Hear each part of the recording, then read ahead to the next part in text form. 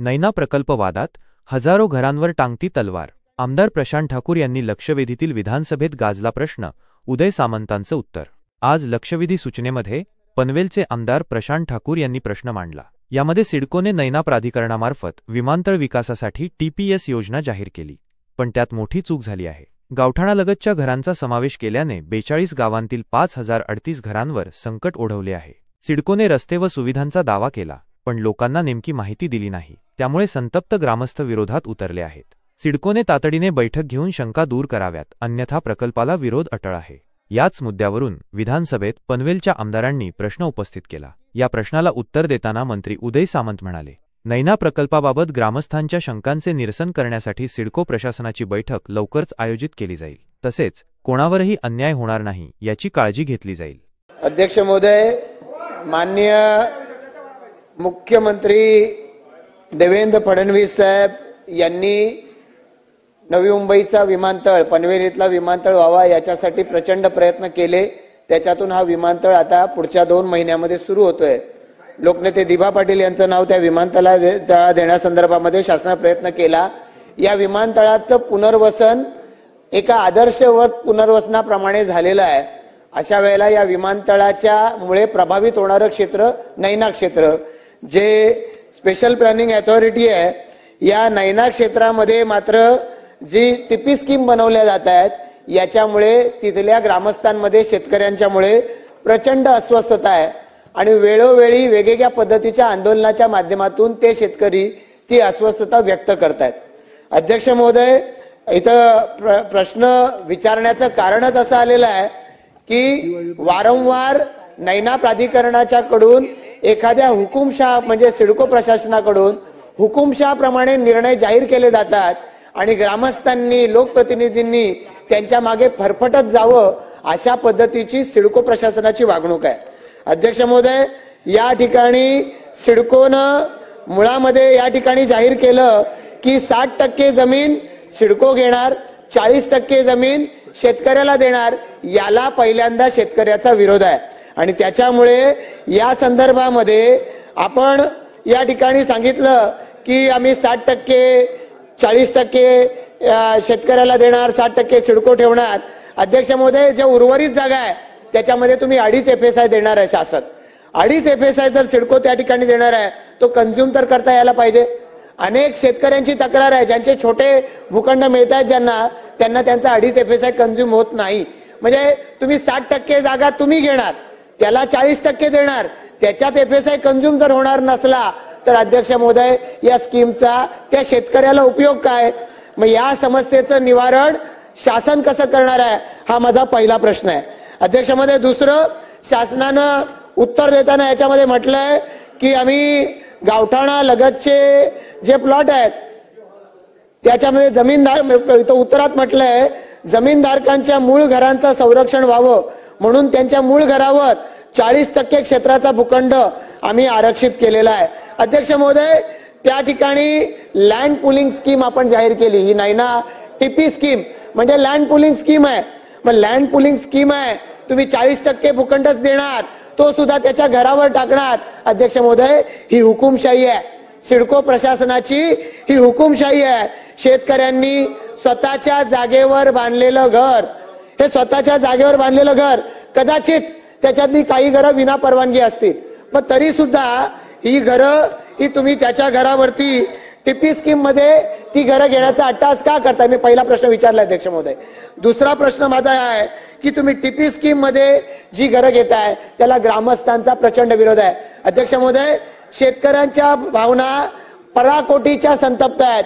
त्यामुळे प्रशासनाला हा जर प्रकल्प आणायचा असला, शेतकऱ्यांचा विरोध डावलून प्रशासन सिडको प्रकल्प राबवू शकत नाही.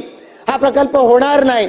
तुम्ही टेंडर काढा, काही करा, ते ग्रामस्थ तिथं सिडकोला इंचभर जमीन द्यायला तयार नाहीत जर त्या शेतकऱ्यांचा ऐकणार नसाल तर. आणि म्हणून आमचं म्हणणं आहे की या ठिकाणी जर ग्रामस्थांचा विरोध आहे तर तुमचा अट्टाहास का TP स्कीम मध्ये घरं घेण्याचा? दुसरा प्रश्न अध्यक्ष महोदय मग माझा आहे, ही घरं TP स्कीम मधून वगळण्याचा शासन निर्णय घेणार का? मंत्री महोदय. अध्यक्ष महोदय, सन्मान्य सदस्य प्रशांतजी ठाकूर यांनी नैना संदर्भातला जो प्रश्न या ठिकाणी मांडलेला आहे त्यांना देखील माहिती आहे की नवी मुंबई आंतरराष्ट्रीय विमानतळाच्या 20 किलोमीटरच्या परिघामध्ये ही टीपी स्कीम राबवली जाते आणि ही टीपी स्कीम माझ्या माहितीप्रमाणे 41 स्क्वेअर किलोमीटर आहे आणि त्याच्यामध्ये 1 ते 7 या टीपी स्कीमला शासनानं मंजुरी दिलेली आहे. 8 ते 12 लवादाकडे त्याची सुनावणी देखील सुरू आहे. परंतु शेतकऱ्यांच्या विरोधामध्ये जाऊन किंवा शेतकऱ्यांना विश्वासात न घेता तिथं कुठेही जबरदस्तीनं काम करण्याची सिडकोची देखील इच्छा नाही. 60-40 रेशोची योजना आहे.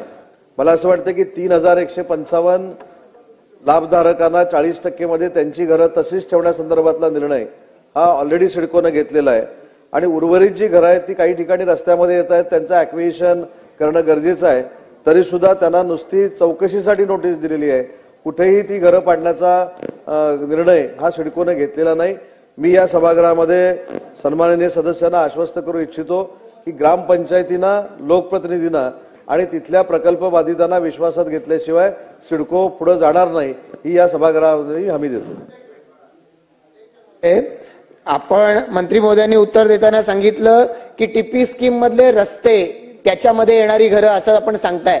त्याच्या संदर्भामध्ये शेतकऱ्यांच्या आमच्या प्रश्न आहेतच, पण आता या ठिकाणी मूळ प्रश्न जो विचारलाय आणि ग्रामस्थांची सगळ्यात मोठी तक्रार आहे, गावठाणाच्या बाहेर तुमच्या टीपी स्कीम असल्या हरकत नाही, पण गावठाणा लगतची घरं आहेत, गावठाणातली घरं आहेत, त्याच्यावरती तुम्ही प्लॉट टाकलेले आहेत आणि त्याच्यामुळे शेतकऱ्यांच्या भावना संतप्त आहेत. 2013 सालचा प्रकल्प आहे मंत्री महोदय आणि 2013 पासून आज विरोध इतक्या मोठ्या प्रमाणात का वाढला?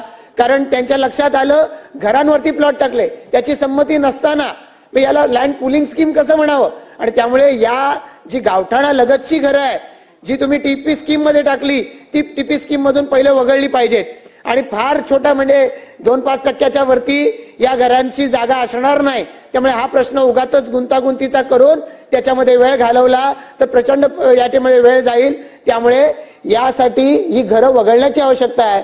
तो निर्णय शासन घेणार का? आणि हे सगळेच विषय आहेत, एक नाही, याच्याबरोबर आणखी अनेक विषय आहेत. मी सभागृहाचा सगळ्यासाठी आत्ता वेळ घेत नाही, पण माननीय उपमुख्यमंत्री शिंदे साहेबांनी जर याची बैठक घेतली तर मला असं वाटतं की सगळ्याच्या महत्वाचे विषय आहेत. त्यामुळे हा प्रकल्प मार्गी लागू शकतो शेतकऱ्यांचं समाधान झाल्यावरच. तर तशी बैठक सुद्धा शासन घेणार का? अध्यक्ष महोदय, सन्मान्य सदस्यांनी 2 मुद्दे या ठिकाणी मांडले. पहिला मुद्दा होता की स्कीम मध्ये नसलेल्या गावठाणावर जर काही कारवाई करण्याची भूमिका सिडकोनं घेतलेली आहे तर ती तपासून बघितली जाईल आणि माननीय राज्याचे उपमुख्यमंत्री, नगरविकास मंत्री आदरणीय शिंदे साहेबांना ही बैठक अधिवेशन संपल्यानंतर घ्यावी अशा पद्धतीची विनंती करण्यात येईल. एकदम उपप्रश्न. अध्यक्ष महोदय, प्रशांत ठाकूर साहेबांनी जो प्रश्न उपस्थित केलेला आहे तो अत्यंत योग्य आहे. मुंबई महानगरपालिकेमध्ये 33 टाउन प्लॅनिंग स्कीम्स आहेत. त्या 33 टाउन प्लॅनिंग स्कीमचा आमचा अनुभव हाच आहे. ते जे म्हणतायत की अंतिम भूखंड जिथे घर आहे त्याच्यावर अंतिम भूखंड टाकला, माझा मूळ भूखंड काढून घेणार आणि मला तो अंतिम भूखंड देणार ज्याच्यावर ऑलरेडी घर आहेत. ती घरं गावठाणमधली असल्यामुळे तिथले लोक खाली करणार नाहीत आणि त्यामुळे हा अत्यंत गंभीर प्रश्न आहे. त्यांनी वेळीच काढलेला आहे. हे एकदा नगर रचना योजना संमत झाल्या की त्याच्यानंतर नागरिकांच्या हातात काही राहत नाही आणि त्यामुळे माझा याला लागून एक धोरणात्मक प्रश्न आहे. मंत्री महोदयांनी त्याचं उत्तर द्यावं, नाहीतर जी बैठक माननीय उपमुख्यमंत्री महोदयांकडे लागणार आहे त्यात महाराष्ट्रात ज्या ज्या ठिकाणी टाउन प्लॅनिंग स्कीम आहेत त्याच्याशी संबंधित आमदारांना सुद्धा बोलवावं अशी मी विनंती करीन. प्रश्न असा आहे की ज्या अंतिम भूखंड धारकांना भूखंड दिले परंतु ते मोकळे नाहीत, त्यामुळे त्यांच्या ताब्यात काहीच आलं नाही, त्यांना अन्य मार्गाने त्यांची भरपाई करणार का? हा माझा ह्या निमित्ताने एक धोरणात्मक प्रश्न आहे. तो महाराष्ट्रातल्या सर्व टाउन प्लॅनिंग स्कीम ज्या ज्या ठिकाणी आहेत तिथल्या अंतिम भूखंड धारकांना लागू होऊ शकतो. अध्यक्ष महोदय, सन्मान्य सदस्यांनी बैठकीला बोलवण्याची जी मागणी केलेली आहे त्या संदर्भात या सगळ्या सदस्यांना बैठकीला बोलवलं जाईल.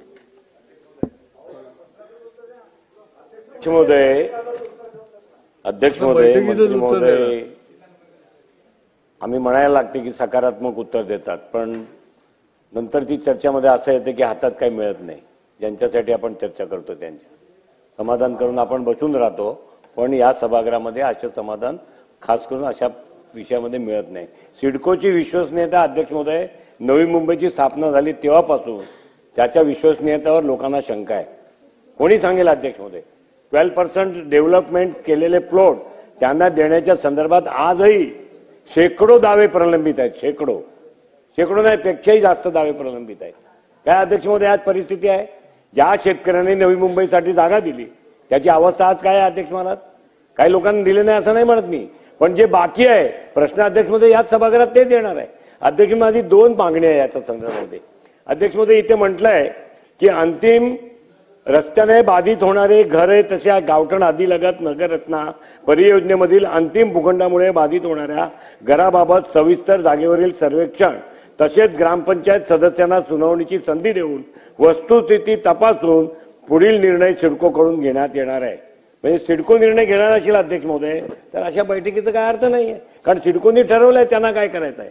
अध्यक्ष महोदय जसं परागळवणी म्हणाले तसे ज्यांचे घर हे त्या काळी अध्यक्ष महोदय जर नैना गेलं नसतं, नवी मुंबईचं विमानतळ गेलं नसतं तर असे तर महाराष्ट्रभरात 45,000 गावामध्ये शेकडो नाही लाखो करोडोच्या संख्येने लोकांची घरं आहेत. अध्यक्ष महोदय माझा स्पेसिफिक प्रश्न आहे, तो मोबदला तुम्ही जर त्यांना बाधित झालेल्या जागेवरती किंवा ते खाली करणार नसेल अशा घरांच्या जागेवरती तुम्ही अंतिम प्लॉट जाहीर करणार असाल तर त्यांना रोख रकमेचा मोबदला बाजार किंमत प्रमाणे देण्याचा प्रस्ताव हे आपण त्या बैठकीच्या एजेंडामध्ये घेणार का? एक अध्यक्ष महोदय शेकडो नाही हजारो कोटीचा प्रकल्प आहे. काय फरक पडणार आहे 1,500-2 हजार लोकांना घराचे पैसे द्यायला? काय फरक पडणार अध्यक्ष महाराज? आणि म्हणून आपण रोख रकमेच्या मोबदल्यात बाजार किंमतने जर त्यांना बाधित होत असेल आणि त्यांना निष्कासित करायचं असेल तर असे रोख रकमेच्या मोबदला बाजार किंमतने देणार का, समावेश करणार का, प्रश्न आहे. मंत्री महोदय. सन्मान्य अध्यक्ष महोदय, सन्मान्य योगेश सागरजींनी जो मुद्दा या ठिकाणी मांडला तो गावठणाबाबतच्या टीपी योजना ज्या आहेत त्या संदर्भातला आहे. आणि मगाशी मी सांगितलं की 2.5 FSI जरी मिळत असला पण जिथे 2.5 FSI मिळत नाही तिथे नक्की TDRचा देखील विचार केला जाईल. आणि एक शासनाचं धोरण स्पष्ट आहे, सिडकोचं धोरण देखील स्पष्ट आहे की ज्या स्कीम 40% कुठे रस्त्यामध्ये येत असतील त्या संदर्भात ग्रामस्थांशी चर्चा करून, ग्रामपंचायतीशी चर्चा करून, लोकप्रतिनिधींशी चर्चा करून यांना अपेक्षित असलेलंच काम सिडको मार्फत केलं जाईल.